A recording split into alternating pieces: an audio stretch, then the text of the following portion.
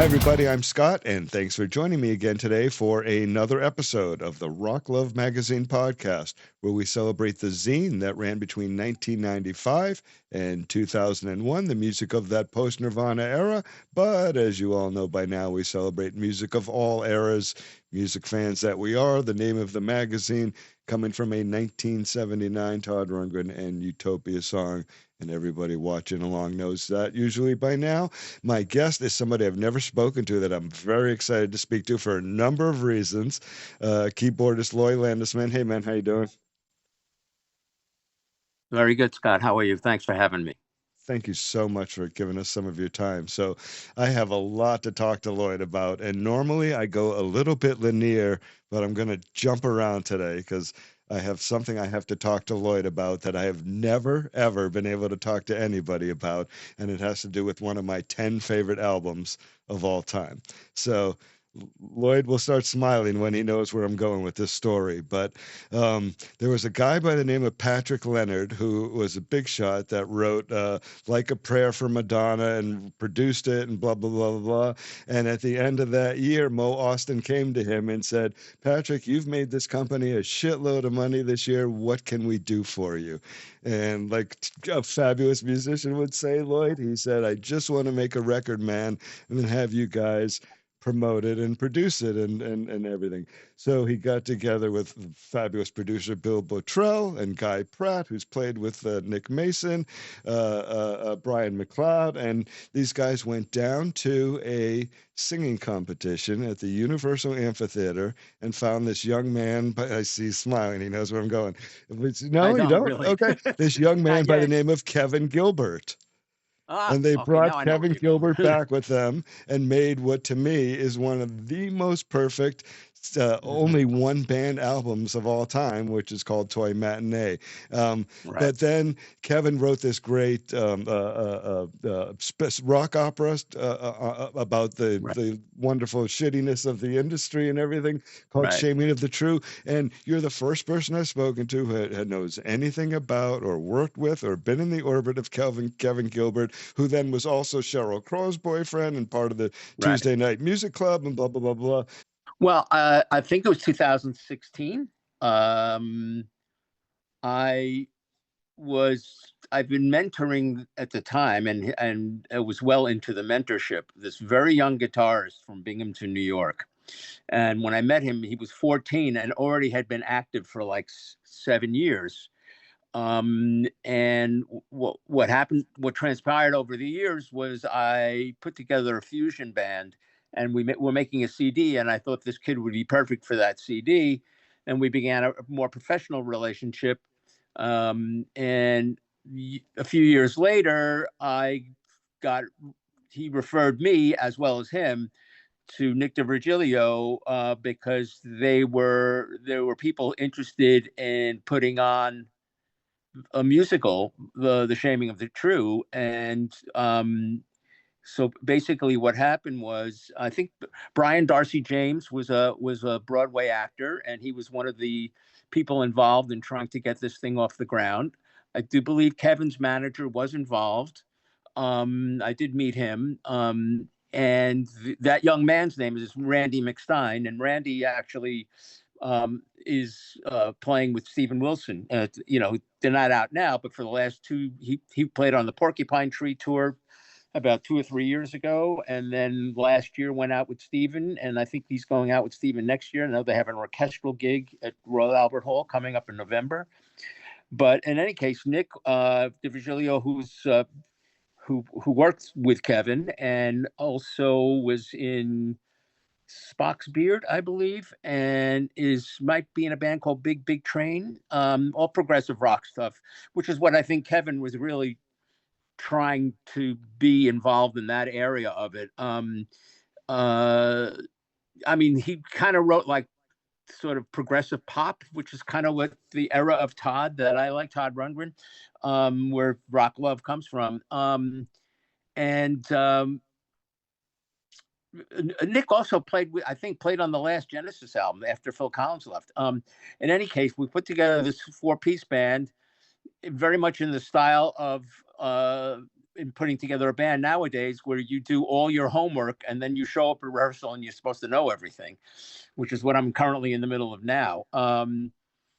And so there was this whole cast of characters. It was done at Joe's Pub in Manhattan, in the, I think it's in the Village, and we rehearsed for a couple of 2 or 3 days in Brooklyn, and we did the show, and I think it came off fantastic. It came out really perfectly. Everything was, you know, everybody did their homework. I think I made one mistake, which is a miracle, but I didn't keep my foot on the sustain pedal long enough. Anyway, in any case, the show went off great. The music was really great to play. Very difficult. The charts would you tell us a little more about that, about this palette that Kevin Gilbert left behind for you guys to work with? Well, I think if you listen to the song Last Plane Out, I think it is. I think that might be a Toy Matinee song. And brilliant lyrically and musically. And if you go online, and I think there's a live performance he did, of a bunch of songs. I think Nick was playing drums. And I think the guitarist was a guy named Mark Bonilla, who ended up in Keith Emerson's band. And for that particular song, which is, kind of the one that I can think of, although there was one from an earlier band called Giraffe, I think he had, that won some kind of contest that came in second. And that was, that performance is that's pretty cool. That's on the internet as well. But it's this really, it's not like progressive rock where you have long extended, Genesis like, motifs and going through various movements in the music. It was really like a pop song that was sort of dressed up really cool and had great sound. It was a great sounding record. I think it was in the early 90s. He was pretty brilliant. Now, I'm only guessing all this because I don't know about a lot of his history that intimately, but I'm going to venture a guess that he must have earned something from Cheryl's record, enough to basically, it looks like he built a studio for himself that was killer. And I think he actually was working with Keith Emerson for a little bit as well. But I think that's where he did all these tracks. And you can find all these Shaming of the True tracks online. In fact, I think that's how I'm trying to think if that's where was my source materials, going back 10 years now. So, but the songs are just really crafty, and they're really, for me being a real kind of inside musician. In other words, I'm like, whenever I'm a real gear nerd, and I knew I was going to be a musician when I was 14, and already played in bands for a little bit. So I'm most of my career I was more of a facilitator as opposed to being the star, so to speak. Although in the beginning I kind of fancied myself, hopefully, to do that. And so when I hear songs like that, like from Last Plane Out, I think there's a bouzouki part in there even as well. And a bouzouki is a Greek multi-string instrument for your listeners, in case they didn't know. It really is satisfying to me. There are certain songwriters and performers that don't necessarily cross into the threshold of extreme progressive rock. Early Genesis, the Gabriel years, into my favorite is really the early Gabriel years up to the Duke album when they were 3-piece.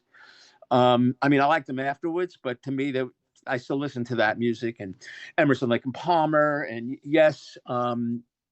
But there are like certain songwriters that they're really crafty, and they do things with time signatures and lyrics and melody that really captivate my ear.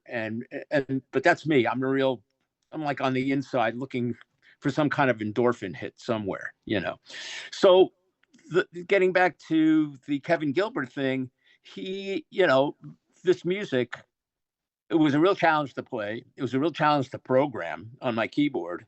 And because, I don't know if many people know this, but, being a keyboardist and a synth guy, you got to get the sounds approximated. I'm very much into getting the sounds approximated, if not exact or close to what was on the recording. So there's a whole bunch of time spent on just programming before you're even learning this stuff.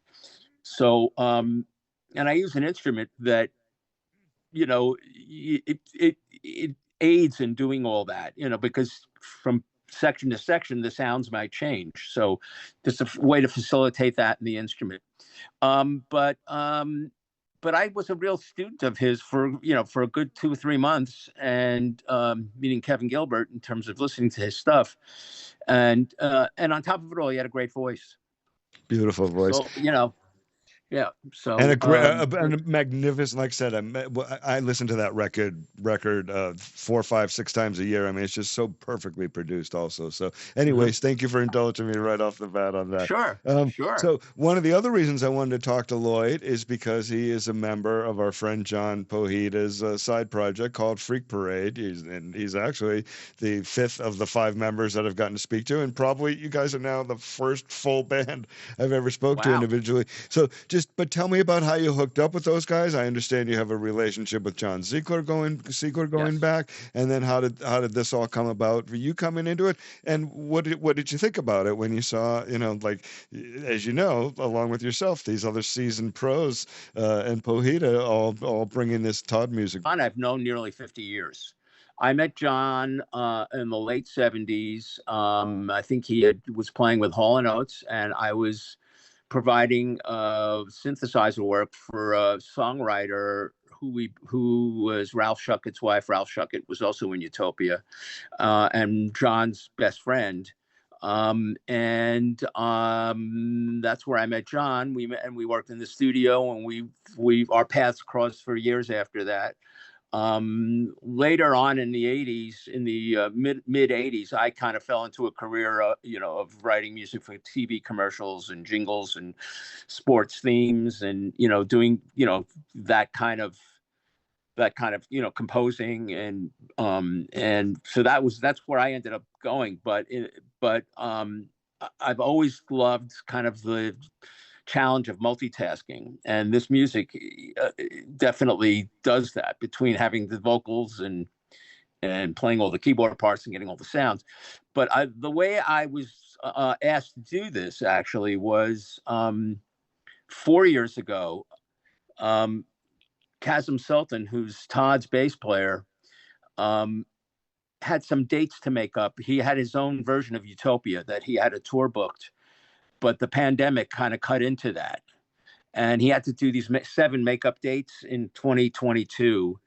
And I guess Todd's keyboardist, this guy named Gil, I think is his name. Gil Asias, yeah. Gil Asias. He was out with Todd doing the Bacharach thing, I think. So he was unavailable, and so oddly enough, this is a little bit of way of connecting your Kevin Gilbert connection. At the gig at Joe's Pub, this guitarist I hired just once, to play on a demo. I had him play Hawaiian lap steel guitar or something. He came to the gig, and we refreshed our friendship. And his name is Matt Beck.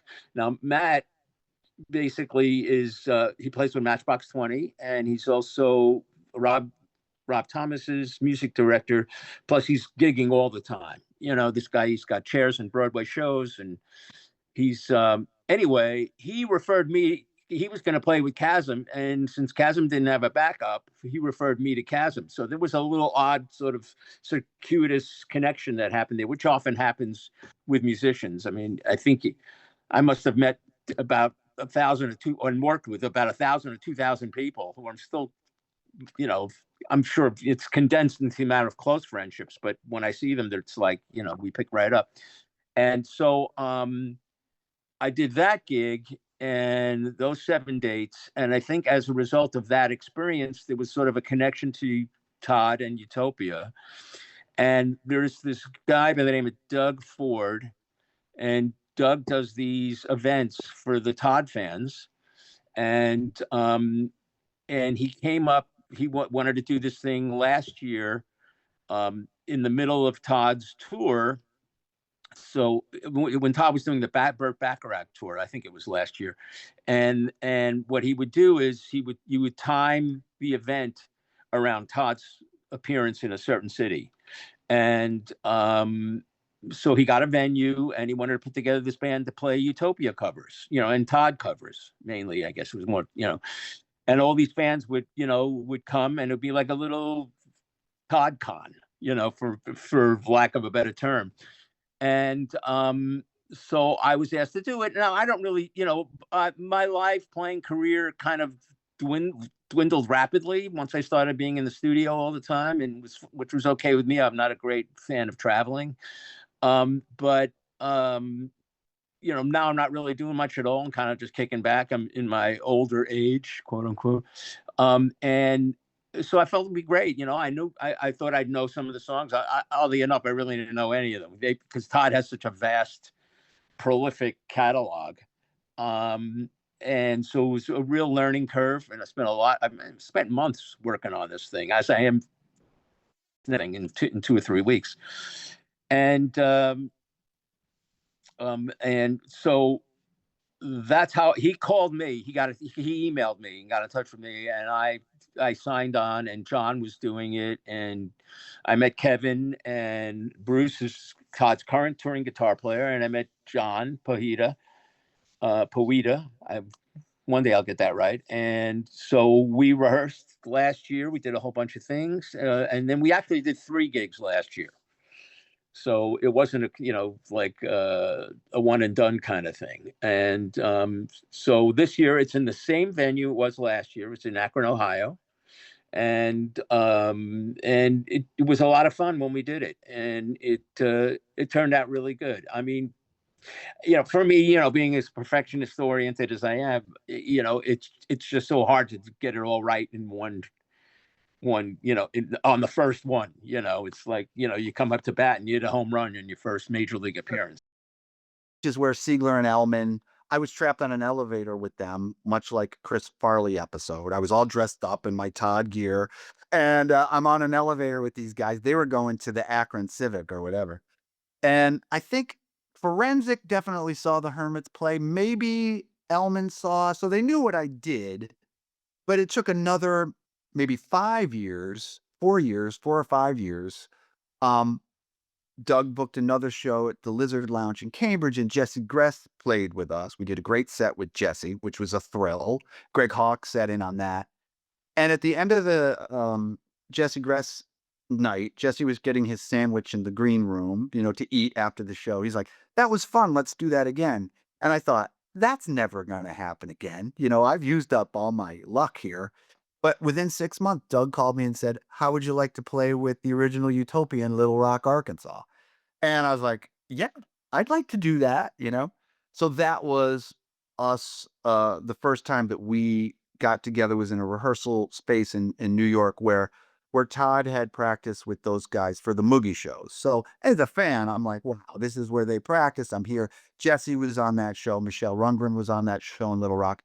John and Kevin, Kimberly Anderson on vocals.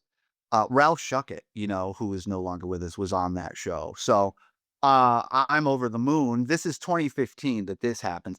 That sort of established I did a good enough job that I thought maybe in the future we could do something.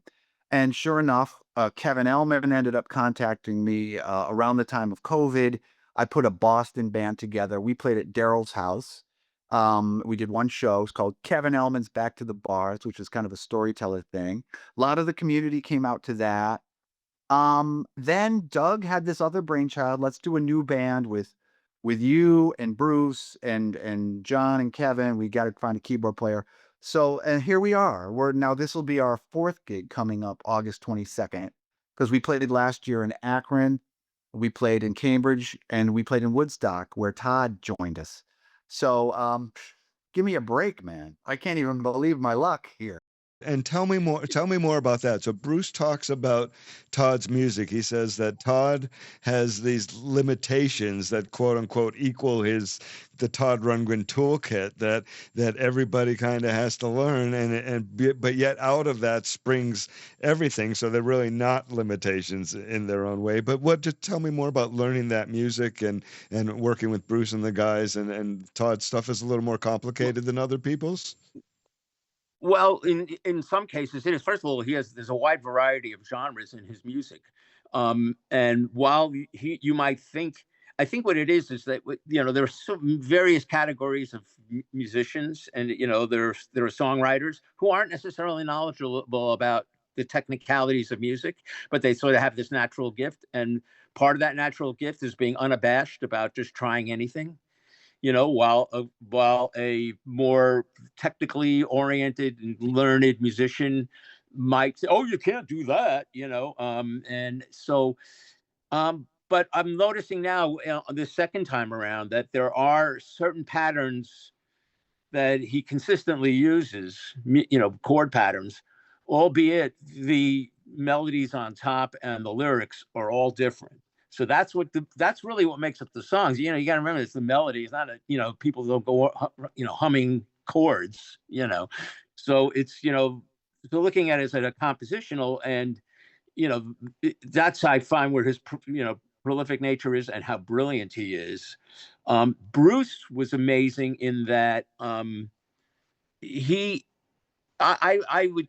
had an issue with like over compensating and really it's not like overplaying, but it's like adding notes to the chord that didn't need to be added, because those are the basic chords. And you see, as you play that music, that you can imagine yourself being the songwriter writing those songs, because I've worked with songwriters who just sit down and they just go gun gun gun gun gun gun, and a lot, Hello It's Me is a song that's just like that, dun dun dun dun dun dun. It's just straight, eighth notes or quarter notes depending on the tempo, and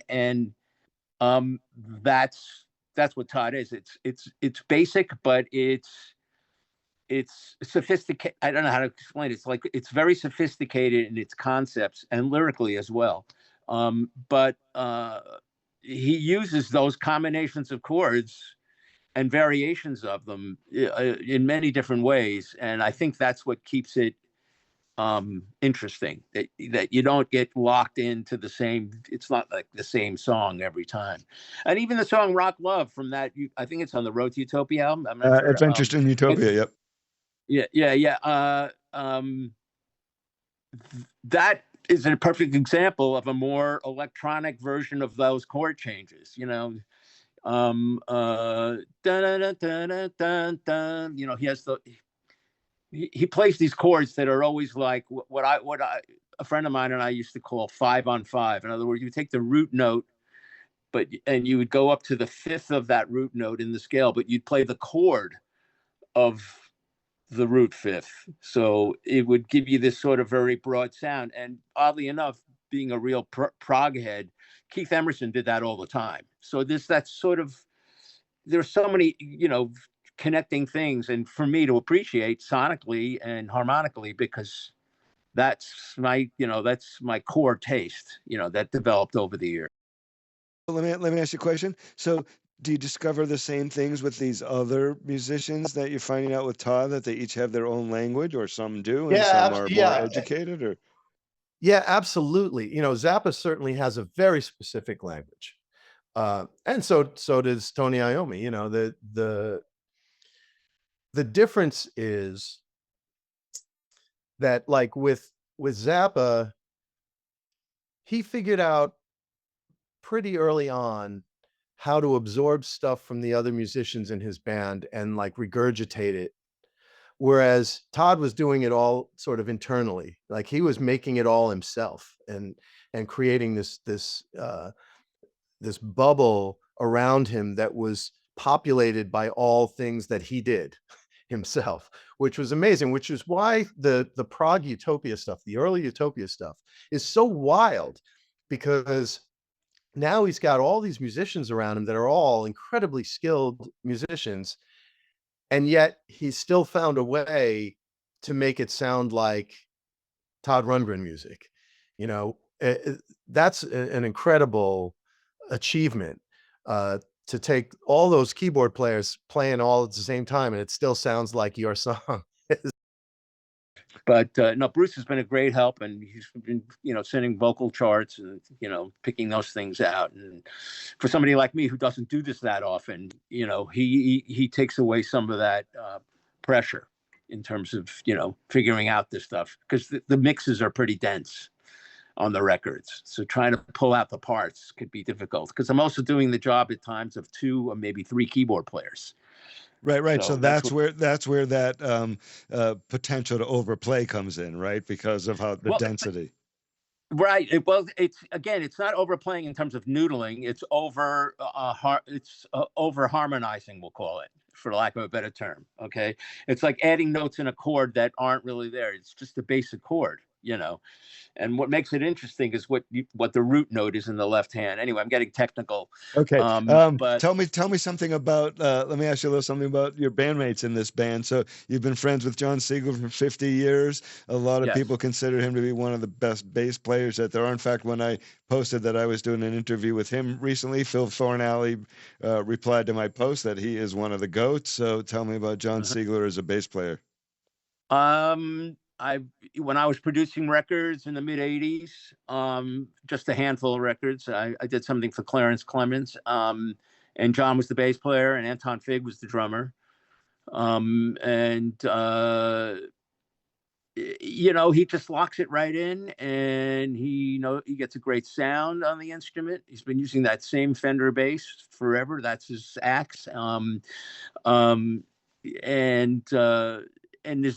It's really, there's something guttural about the way he plays. It was really interesting. It was a little funny, in fact. And I think I know I've told this to John as well, because of the studio we were working in. He was sitting fairly close to the drums, but his bass was going direct. So there wasn't any leakage there. But if you solo the drums, you can hear John making these sort of guttural noises, because he's so into playing the parts. He's like, you can hear these little things. And I found that's his passion was really lying there, so he was really connected, and he's just one of those guys, and he's a good man, as a person too, he's just a really good man. And, he had a lot of experience as a bass player and did a lot of session work, and, I think played with Hall & Oates as well. On one of the great albums of all time. Yep, yeah. Another one, War Babies. Yep. Yes. What about Rush drummer Neil Peart said that he learned to do his live tom drumming from Kevin Ellman. So what about Kevin Ellman as a drummer? Wow. I was really really kind of pleasantly surprised, and I don't mean that in any kind of negative way. It's just like, wow, this guy's really solid, and he's really, he's right there. Tempos are right there. And I thought, he was totally prepared for the gig, and he nailed it, again, I think he spent a lot of his life in business. But he is, I just found him to be really powerful, real powerhouse, and just really drove the train very nicely, which is what I like in a drummer, when they can really take command, and you're just plowing through, the obstacles on the road. He's right there, and did a great job, and his drums sounded good too. So sonically. So he's amazing. Okay, let me go back to, as I said, I jumped deep into this right off the get-go because of those two topics. So let me go back to where I normally start, which is tell us a little bit about yourself and growing up and how this bug hit you and how this all started. And you said by 14 you knew you were headlong into this. So tell us how you got to that point. Well, oddly enough, my parents had me at a later age. They, at the time, we were called change of life babies. My parents were in their 40s, and I was born in the early 50s. So it's, it was kind of unusual, because I have a cousin who's my sister's age, and she was pregnant with her first child at the same time my mother was pregnant with me. So she was pregnant at the same time as her aunt. So there was, that sister, they're both still alive, and they're in their 90s, So, but I grew up, and oddly enough, both my sisters were music majors in college. So there was generally a piano in the house and music going down. And I remember at a very early age hearing my eldest sister playing Gershwin's Rhapsody in Blue in the house on this upright piano. I don't know if that was the moment, but I kind of always go back to that. But then when I was like 5 or 6 years old, I remember being a big Elvis fan.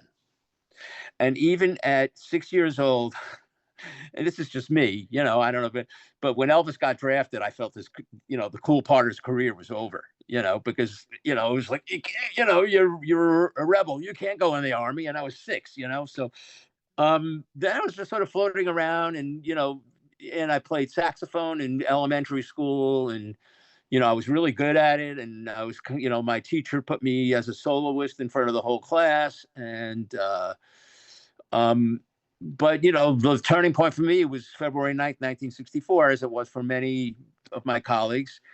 Beatles, Ed Sullivan changed everything.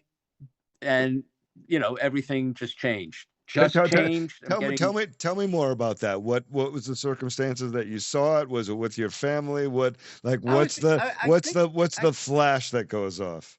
Well, I don't remember if my family was in the room, but I remember watching it, and I we had, where we lived was a very small apartment in a 2-family house that my father actually owned the house. He was the owner, but we lived on one of the apartments. And I'm watching it, and it's just like the greatest thing that I've ever experienced it was just like it's kind of the king of endorphin hits, it was just like, oh my God, this is just, I gotta do that. I just got it. And it wasn't for adulation. It was just for what looked like all the fun they were having, and plus it was so outside the box to be a musician at that time in the world, to be, you need something to fall back on, be a teacher, and as they progressed, I progressed. And the following year, I was in my first band where I played drums, but it wasn't really even a full kit. And I played some keyboards also. And then I got into my first real band when I was 14.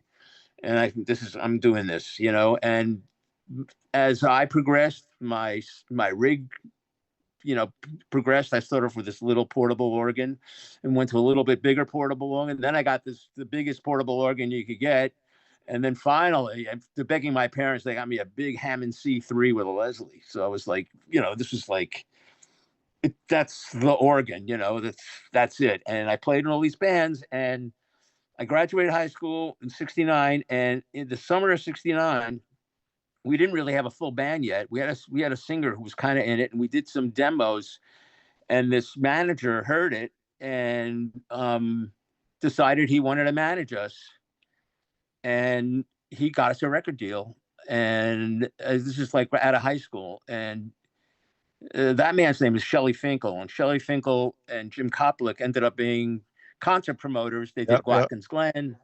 Yeah. And he ended up managing like every major head boxer that ever, Evander Holyfield, Mike Tyson, he's worked with a slew of boxers, and he had another band, and he got a Shadow Morton to produce. Shadow produced the Vanilla Fudge and Janis Ian, Society's Child, and he also produced the first Dolls record. And we got a little bit of a tour out of it. We opened for the Faces with Rod Stewart. We opened for Jethro Tull. We opened for 10 Years After, Eric Burdon and more. We did about, I'd say like 16 dates in the East Coast to the Midwest, but the record never took off, and we got dropped. So in essence, the real career started then. Okay, but let me slow you down a second. So, but Sure. tell me about those opening experiences and Oh, sure. witnessing these people who are climbing towards or at the top of the game of the industry, and what you see about the proficiency and how far along you see bands like 10 years after and Alvin Lee come along, and just being able to witness that at that moment. Well, it's so weird because I look back at it. I can't believe I wasn't starstruck at all. I was like, this felt like normal to me. I mean, because I just was so, thinking about it now, I was just so aggressive about getting out there and being involved in all this. Um, and I was I was a big fan. I was learning. I was getting, feeling so good about doing all this. I can even tell you about this one perfect thing. This is before we actually finished the record and went out. But the Faces had that. This was like literally months before we met them. The Faces had their debut at there was a very small club on the Upper West Side of New York City called Ungano's. And Ungano's, I didn't even think they have a liquor license. And I have a hunch it was kind of, I won't say it. Not even really a front. club, but yes. Okay. Yeah, well, but they have I saw so many major acts there. And so I went to see the Faces, and I'm sitting back there, and they kind of had like two stages. And if they'd used the backstage, the other stage would be used for tables and chairs and VIP section. And I was standing behind that VIP section, and and I'm looking at the people, and it's packed. It's just packed. And I'm looking on this second stage, and to my right is Alvin Lee having a drink with somebody, and to my left is Jimi Hendrix having a drink with somebody, and Leslie West, who I grew up with in Forest Hills, Queens, he was there. Mountain was just about happening at that point, and I think this was post Woodstock, I think, and so it was just this environment. This was so enriched with like the powerhouses of the day. So when actually opening up and being in these venues and watching these people play, it was a real thrill. Some of the gigs didn't go great for us because, again, we were young and we were trying, to do something a little out of the ordinary. We always got applause. In general, we went over well. A couple of gigs weren't, playing the Schaefer Music Festival in Central Park for an opening act is one of the most difficult things to do, especially when it starts to rain, because it's an outdoor venue and they don't want to get rained out because they want to see Jethro Tull. So it's like, bring back Scott Muni, who was a DJ at that time. Any case, it was, these guys, in retrospect, thinking about it, Rod Stewart, Ron Wood, the Faces, they were proficient musicians, but they were really emulating straight ahead that Chuck Berry school, the American roots blues, and they did it well. I mean, Ronnie Lane, Kenny Jones, Ian McLagan, they used my organ, my Hammond, the one I got in high school. That was why we got the dates. And just watching them play and the response from in the audience. And there were other acts on some of these bills, like Mungo Jerry, for instance, that song In the Summertime. Yep. But the offstage stuff was really I mean, just the way these guys partied and the way they would mess up hotel rooms, and but I mean, it was a thrill. I mean, we're just in these places, and it's funny because years later, I ended up working with people who actually saw some of these shows, like in Detroit. This engineer, studio engineer I worked with, was at the show, so he saw us. It's just so weird to encounter these people because we only sold about 14,000 records. And then I think when I was out with Kasim, somebody came up, "Oh, I have your album." It was like, really? And it was like, this is like 56 years ago, so, but just seeing it, actually just revisiting it now, it's, I'm kind of getting a little bit of a, hyped feeling from it. It was incredible experience. Most of the dates we did were with Rod and, with the Faces. But the earlier gigs were bands like Jethro Tull and 10 Years After. It was two different booking agencies. But it's funny, if you look at Premier Talent's booking, they were the booking agent. If you look at their roster, we're on the roster at this particular, for that flicker a moment of time, and at the top of the roster is Led Zeppelin, and on the same, and Jeff Beck group, and and all, it's just, but you got to remember, we're going to the Fillmore all the time, so it was kind of an intimate situation there at the Fillmore as well. I think I know some of the people who work there, so everything was sort of commingling. It was kind of a scene, and but let me ask you a little bit more about that, because I'm really big on Bill Graham's place in history and how important he was to everything we speak about and whatnot. And we were based in the Bay Area, so I know the San Francisco Fillmore intimately. I've been there hundreds of times. But tell me a little bit more about the New York club. Did you have any run-ins or workings with Bill Graham or any of the BGM management people or anything? Well, I think the only thing I can say about Bill Graham is that he didn't want to book us. He didn't want to book Prairie and the Tubes originally either, so don't take it hard. Yes, right. I guess so. And he also called Leslie West the 500-pound canary because he used to wear this feathered cape. And I think when he was in this band called the Vagrants, they blew a hole in the stage of the Fillmore West because they had flash pots and they put too much gunpowder in them. But no, I did go backstage when the Faces played there. I went backstage and hung with them, and that was the closest thing. But I would go there all the time, and the shows were incredible. I mean, the first one I was at was Jimi Hendrix and Sly in the Family Stone, and I saw Traffic there with Dave Mason. I saw who else did I see? I think the Electric Flags last show. I saw Jeff Beck group there a bunch of times. Tull was an opener for them, and a band called Soft White Underbelly that turned into Blue Oyster Cult was an opening there. But it was kind of like a second home away from home, and it was also, I think, Leon Russell I saw with Taj Mahal.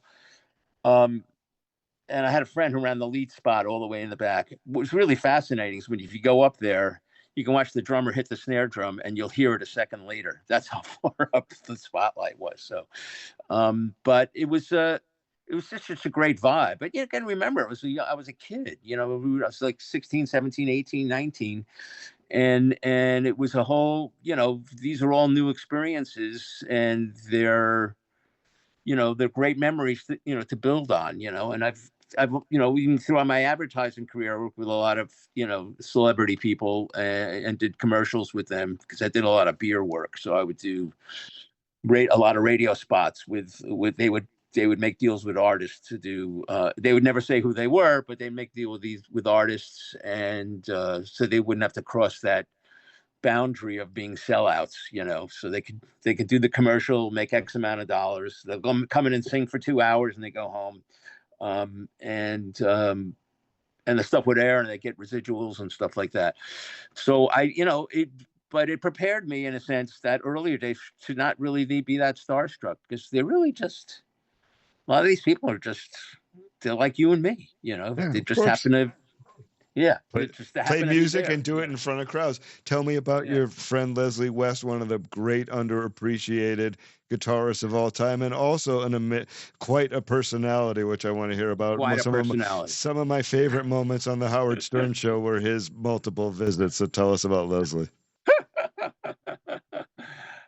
I got to tell you, in retrospect, I love the man, and the last time I saw him, I kind of knew it would be the last time I saw him, even though he lived for a few more years after that. But he was doing a show at the Iridium. He had already lost his leg to diabetes, but he's sitting in the wheelchair, and he was great.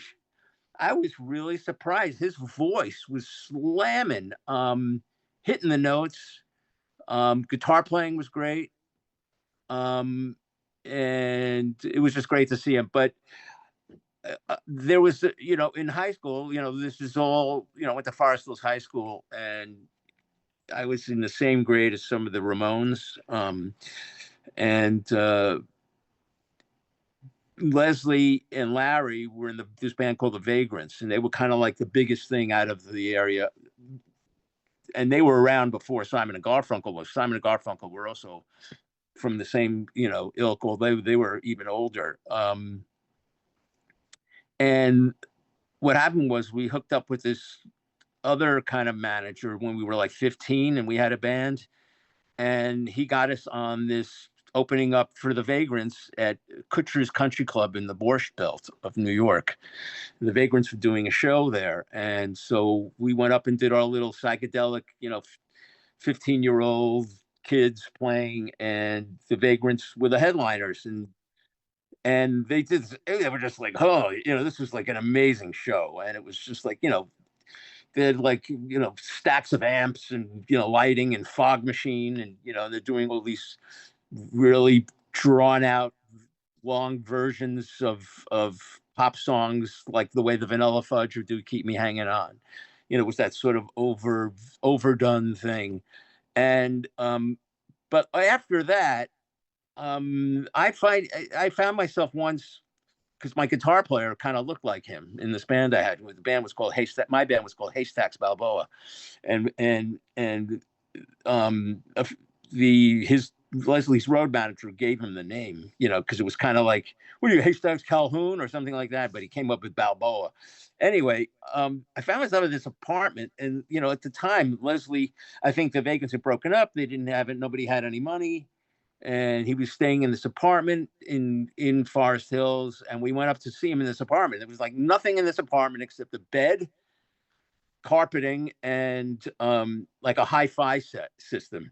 And I got a great new song for you. Let me play this for you. And he's playing this riff like over and over and over again. And he's just playing that, and it was just like. And I'm going, well, where's the song? But now I understand what he was doing, because riffs end up being songs. But so there was a lot of that kind of intimate, that, kind of being an outsider. I think shortly after that, my same friend, my guitarist friend, and I went to see a rehearsal of the very, very, very first Mountain, which was Leslie and two other musicians. Kenny Janik was the drummer, and the keyboard player was a guy named Norman Landsberg. I know that Norman's passed away. I have no idea what happened to Kenny, but they were a little bit more jazz oriented. And Leslie was this heavy guitar player, and they were really, really good. And they went out and they did some dates, but then Felix Pappalardi came along and said, you can't be doing this jazz thing. This has got to be a rock thing. So unfortunately, those two guys were out, and then Felix replaced, became the bass player. They got another keyboard player and a drummer, and then I think Corky Lang came in, and yeah. So I was witness to that and hung out with them at some parties. Then flash forward about 20-something years, my wife and I, my daughter, moved up to the Upper West Side, and we went out to dinner at a local restaurant, and this guy comes over to me and he said, are you a musician? I was wearing like an A&M studio t-shirt. And I said, yeah. He says, yeah, well, I'm Larry West. I'm Leslie's brother. And I go, Larry, it's Lloyd. And oh my God, it's like this whole reunion. And I actually got Leslie some jingle work. And that was like, this man had no filter. It was just like, it was absolutely hilarious, some of the things he said, and certainly to women, because he was in that Howard Stern mode. This was like the early 90s, where there were no filters, and you could just unload. So it was a lot of fun, and I'm not sure if we sold anything or not, but he was a real character. He's just really a real character, and he was such an innovator in a sense. I always felt he kind of like took the vibe of Eric Clapton on the first two Cream albums and kind of took that to like a whole other level, and that tone, and and apparently that tone came about kind of accidentally, in the sense that they showed up at Woodstock apparently, and they had to use whatever gear that was there. They didn't have any of their own gear at the moment. It was one of their first gigs, and they pulled out all this. At the time, there was a brand called Sun, SUNN, and they brought out all these speaker cabinets. Now, Sun has been known to be kind of a clean amp, I always thought. But he had like 6 of these cabinets, and he had their PA head, and he just turned everything all the way up, and he got this sort of like intense, what one might call a woman tone, that the neck pickup and the that that Clapton sound that he got on the early records, and so you can hear a lot of that on the Woodstock tapes, and I'm not sure, I don't think they were in the movie. But no, he was a character, and he was just, there were times he was a lot of fun to be around, but he had no filter. No, I mean, just from what we saw from the public appearances, you saw that. So, Right. a great music, great guitar player. Yes. We've mentioned Kasim a few times, so we'd be remiss not to talk about another one of our Sure. favorite members of Todd's community. So tell us about Kasim as a bass player and as a lovely person, which he is, and how important he is to all of this swirling around us. It's so interesting. His repertoire choice was so, I loved every piece of music he chose. I mean, there's so many to choose from, but he chose the ones that I liked the best, and I think probably they were the ones he was involved with the most. Because obviously, if he's doing his version of Utopia and he's singing, he probably wants to be more authentic in presenting himself in that manner. He was really grateful because I had done all the homework, and he didn't know me. We spoke on the phone a few times, and I went into the first rehearsal, and I got a call. I was after rehearsal, he called me and said, "I really want to thank you for learning everything." He took so much pressure was taken off of him, and I think that that was really great. Very few people do that, and he's such a wonderful guy. I can hang out with that guy, all day long, and great story, and so perfect for that 4-piece power progressive pop thing where all 4 guys sing. I think they can all play everybody's instrument, and I think he wrote their only number 1 hit, which was Set Me Free. God, Yep. Set Me Free. Yeah, thank you. So, just a great guy, and and I think when I saw him last was the last gig we did with this Freak Parade thing back in last July 4th. We did it in Woodstock, and he came down as well as Todd. And he's just a really wonderful man, and I think he's an incredibly grateful man too. There's something about gratitude that just, he reeks of it, and it's very warming to experience that. So, and he gets a great, he uses Warwick basses, I think, and he gets a really, really great sound. And I forgot the amps he was using. I don't know, maybe they were Black Star amps. I don't know, but it was just such a great, you really feel it on stage. From what I understand now, what Bruce told me was that when they're touring now, the 2 guitars are going direct, but he still uses his amps on stage. Really good to feel that bottom end, that real presence. Plus his voice, got one of the great pop voices like ever. Gorgeous. Yep. Yeah.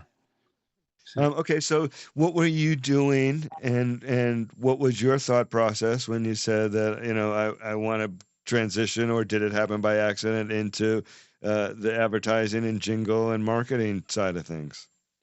Well, here's the thing.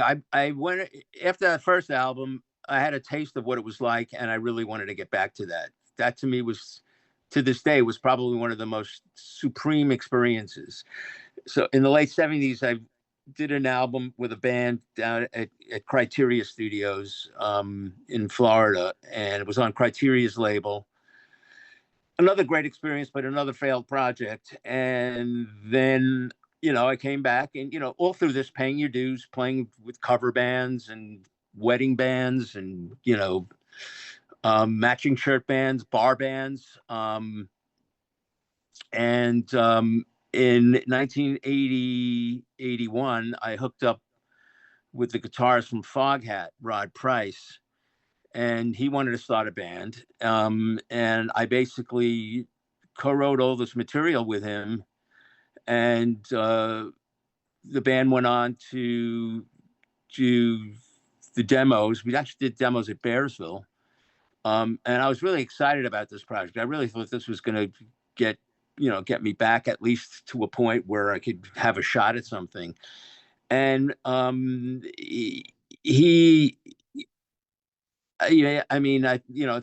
what happened was that at the end he had to go into rehab, and I had no idea he had an issue with drinking, and I just didn't even know it. And that kind of ended the whole thing. And at that point, I was turning 30, and I said, I just don't feel like I can continue to take these gambles. I can really only count on myself. So it was a matter of trying to figure out how I could cash in my own talent. I was married. We wanted to have a family, and a couple of years after that fell apart, we moved to Manhattan, which was the big thing. My wife wanted to move to Manhattan, and I'm like, oh my God, the rent, but it wasn't that bad in retrospect.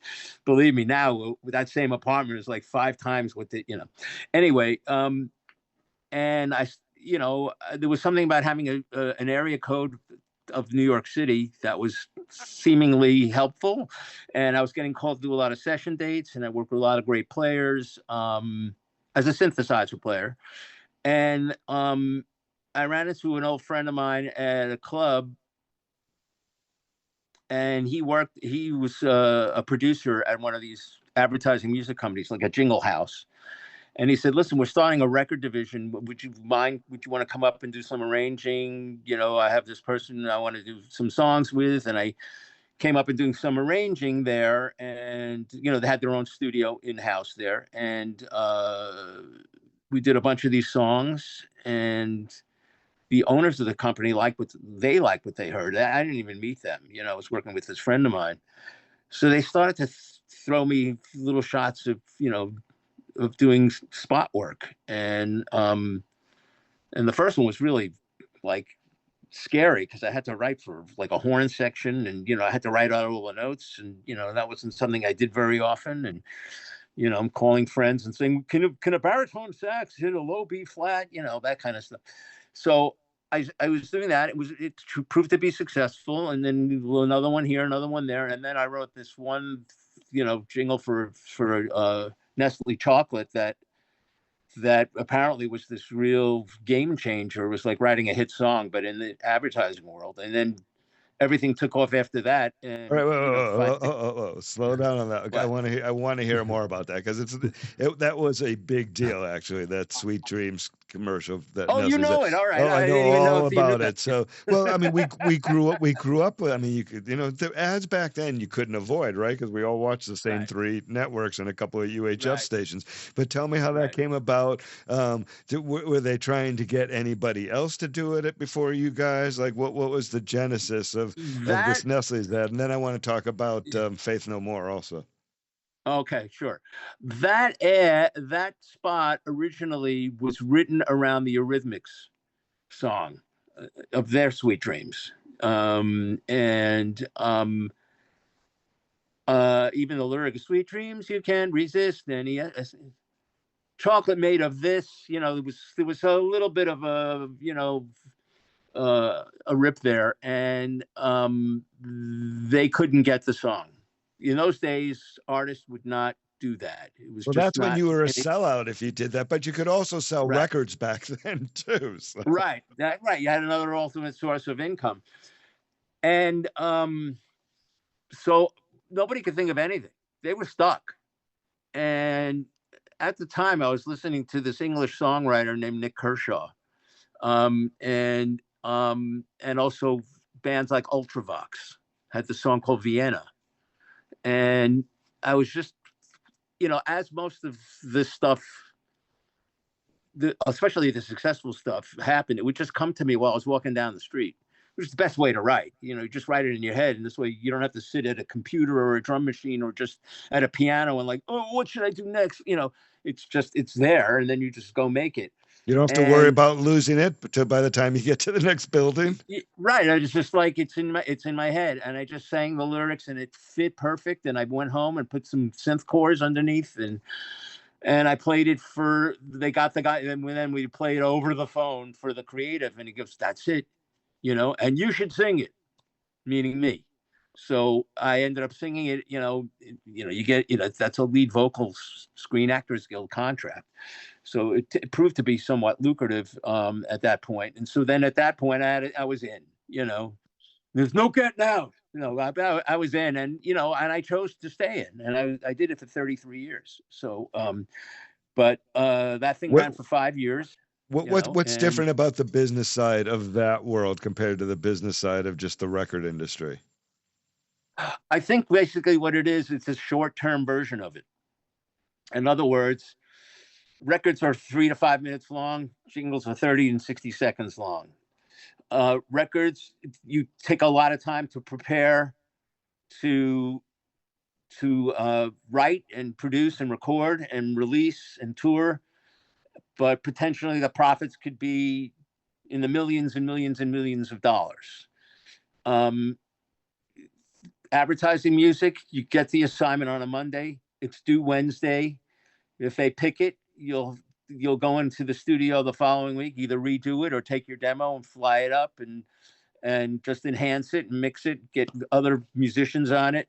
And it's on the air in a month and you're generating income. And, we're not talking millions and millions of dollars, but you're talking tens of thousands of dollars. So it's just, and then it becomes like a volume thing, and you really you just got to write a lot of stuff and have a lot of, if you're going to have any, any kind of large income from it, you just have to produce a lot over and over and over again. And considering you only, in my estimation, I think we were only selling like 10% of what, you'd write would get sold. Because it's so much competition and the competition grew. So that's really, that's what I really see is the difference. And what also, about on the music side? On the music side, is it the same? Do you have any different approach, or are you just writing another song? It's just 30 seconds. Well, see that I came in at a time when jingles was still very solicitous in the sense that they would, the lyrics, on these jingles were really jingly lyrics, please buy our product. It was just like, double mint gum. It was all this like, jingly shit. And what I think I was trying to bring to it was my sense of, making records, cutting edge sonics, sort of modern rock record making, English pop, kind of things, and just making jingles sound like mini records. And that I was part of a group of people. I wasn't the only one doing it, but I was, probably in the early group of people who were doing it. And I think if I look back on it, I think that's how I was initially successful in doing it. Because I did a lot of stuff for Budweiser. Michael Bolton, I was friends with, and he sang on some of these jingles. I had worked with him years earlier on some of his records. I think for me, I always tried to have something like what I consider to be cutting edge and artistic in these spots, albeit we're still singing the product in there, so that kind of like cheeses it up a bit. But so it was, for me, it was just fighting for every little cool thing I could get in there, like ear candy and stuff like that. And of the cool way and the coolest way of singing, about you're selling, beer or chocolate or cereal or cars, So, but what's the battle against the agencies though, in trying to be a little more avant-garde with the music that they may want to be straight ahead the way they've always done it? Well, a lot of these people are, again, it's like, because I was like on the cusp of something, and a lot of the people were like holdovers from the older era. I remember once doing a spot for Sprite, and I got like some of the, I got like Eddie Martinez to play guitar. He was Robert Palmer's guitar player. And this friend of mine, Sammy Marandino, was like the premier drum programmer at the time. He was like one of the only guys doing it. You know, this incredible rig with all these samplers, and he went into Power Station and sampled drums and created this incredible library. And so, you know, I had like synth bass, and Jolyn Turner sang it. You know, it was like all these A-team record people. And like the following week, the producer comes back from the agency, and I said, "Oh, by the way, how did they like it?" And she goes, he said it sounded like noise. See, that's what I'm talking about. You know, but that's just one case. You know, that I was friends with music producers who really loved that kind of stuff, and they were like, you know, and a lot of people really didn't mind it. You know, and especially working, you know, with beer or cars or certain products that were more prone to being able to do it. Yeah, it'd be hard to do it with, like, you know, laundry detergent, you know, but, you know, if you have the right product and the right combination, and you can create a vibe, and if the copy is cool, you know. I mean, I wrote this thing for K Jewel that might still kind of be out there somewhere. Every Kiss Begins with K, and the original spots for that were really very paddy and modern sounding and really lush sounding tracks. And but you know, you're still singing Every Kiss Begins with K, you know, which, you know, it's a copy, you know. So those were the things you just tried, you know. Believe me, I did my share of that cornball stuff too, but you know, I still always tried to have some kind of thing, and it was really more to please me than, you know, and I, for the most part, the suits didn't have a problem with it, you know. And then how do you you do it continually without getting formulaic about it yourself, so that each ad has its own kind of little life to it musically? Well, I think you just look. You're constantly. I was constantly buying music. I was constantly buying, at the time, with CDs. So I was constantly in the record stores when they had record stores, going to Tower Records, and just you know, listening. I had, at the time, MTV was very popular.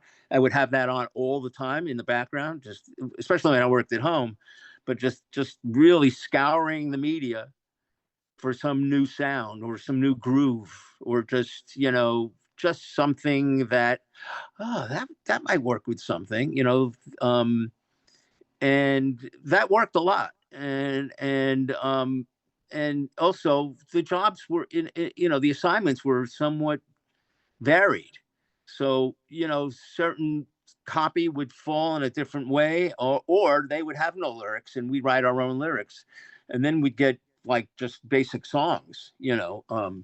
There was something like that I did for Dr. Pepper in the mid-90s. You're a part of me, Dr. Pepper, you're a part of me. I think that was the tagline.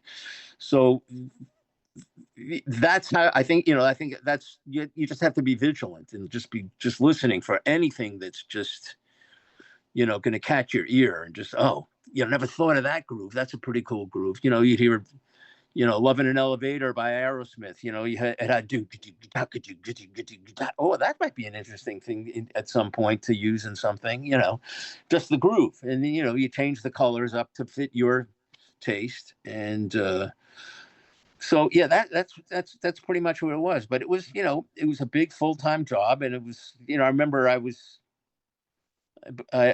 living in this building. We lived in this building on the Upper West Side.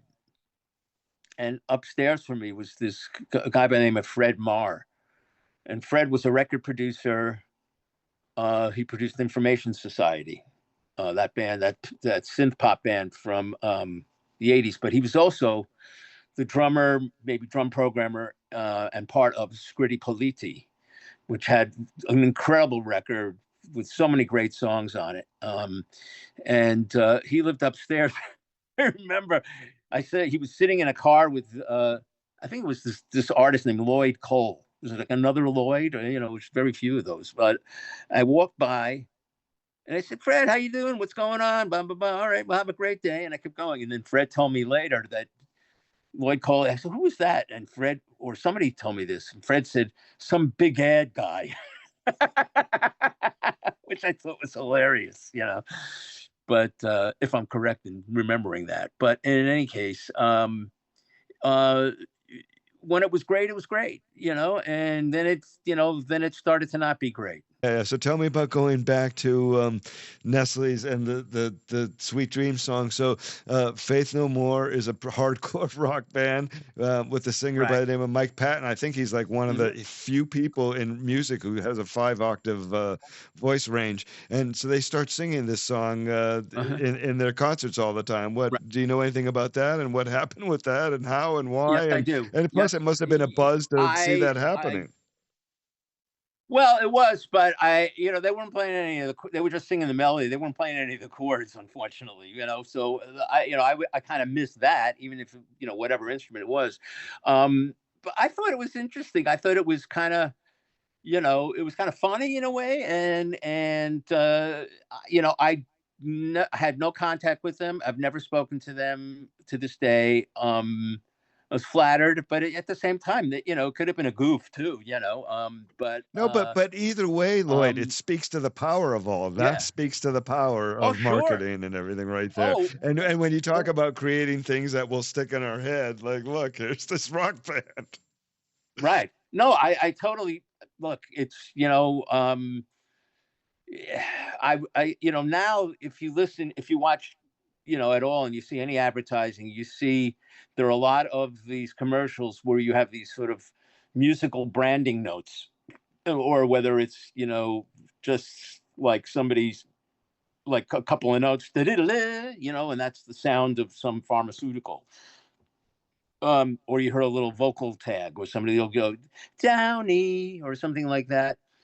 I did this thing in the early stages of that corporate branding thing. I did this tag for Subway, eat fresh, but that's like 25 years ago. And I remember playing it for the creatives, they liked it. They were ready to buy it. And they go, well, how do we know if people are going to remember this?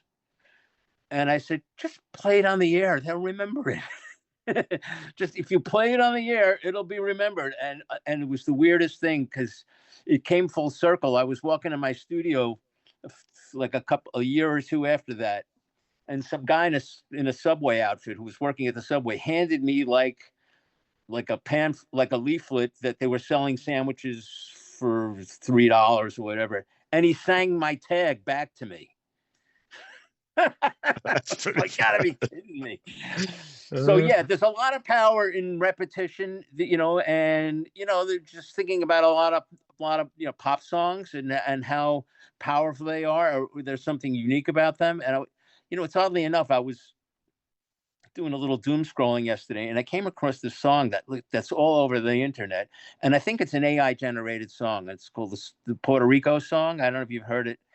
You might hear it soon, but it's like the most perfect pop song with the most perfect vocal and the most perfect sounds, and it's got to be AI. I can't imagine it, and the lyrics it sound like AI lyrics, but it's just there's something about it that's so captivating. And immediately I thought of the Chumbawamba song. I get knocked down, but I get up again, and and that was one of those songs, that was just like, holy shit, listen to that. And I think what I found is that there's always some kind of unique sonic that draws our ears. And, Strawberry Fields, the opening, the Mellotron with the flutes, it's just like, the slowed down vocal, sped up vocal, just all these let the little dogs things. out, I used to always say. Right, like, how did that become a hit, Right, exactly. I mean, it's just, so many things like that, and they become, mini iconic, experiences, so. But now selling out is the way to do this. Is to for our, again, there's no record business, so now everybody does sell their music for ads and marketing and cruises and shit. So was the way that you worked could you even do what you did for all these years today in the way the industry is, or is it all cannibalized by just getting pop hits instead? You could do it.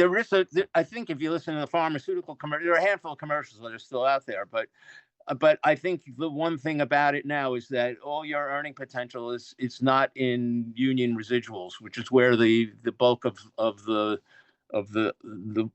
income came from, and it was very good because it was Screen Actors Guild or AFTRA, and AFM had its own thing. Everything was through the union. They're bypassing the unions now, and they're also licensing a lot of music, and there are a lot of stock music libraries.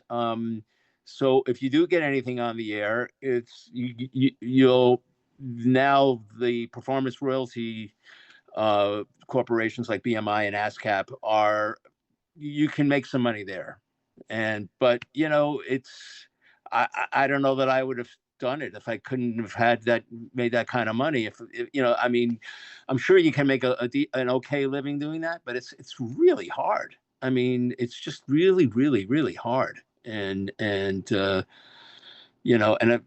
don't know. I worry and I feel bad for a lot of the kids today in terms who are really talented, but I have no idea how they're gonna make a living at it, and I don't want to see the whole thing pass away or get synthesized in some way. It's just like and there are a lot of really good musicians playing too. Not just all those shredders you see all over the place. There's a lot of good song, right? But you can't suck the value out of every aspect of the earnings potential for the artist and expect to have a healthy thing going forward. That's who's going to want to do it. Right. Yeah. And so when you were doing this back then, it sounds like you may have missed the Napster bump that would have fucked up and infected everything you were doing at the time because you were doing commercial work. Yes.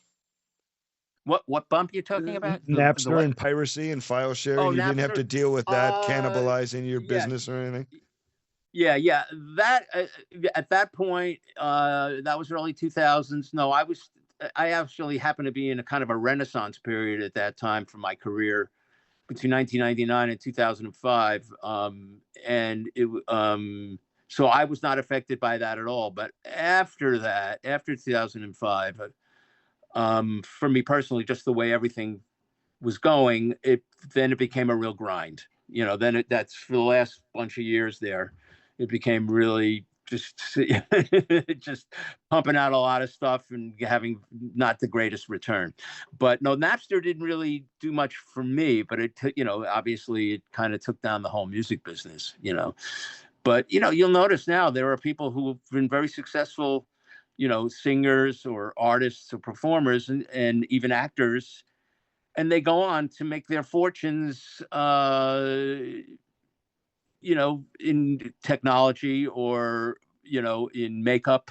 I mean, these people got Ryan Reynolds, I think, that's his phone company he has. Unbelievable what he did with that. Yeah.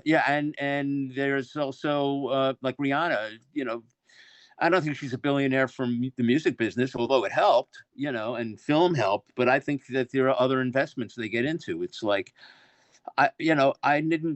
for me personally, I just love music so much. I didn't want to be distracted from it, like sitting in a boardroom and, whatever. And maybe that maybe they don't have to do that. Maybe they just add their name to it. But in any case, did you ever do any film or television scoring while you were doing all this? My daughter is a budding filmmaker. I scored her films. For the television thing, back in 1987, I wrote the theme for Super Bowl 21 on CBS, and that theme ended up being the NCAA college football theme to this day. It's been running almost 40 years. This season will be the 40th season. Da, da, da, da, da, da, da, that one.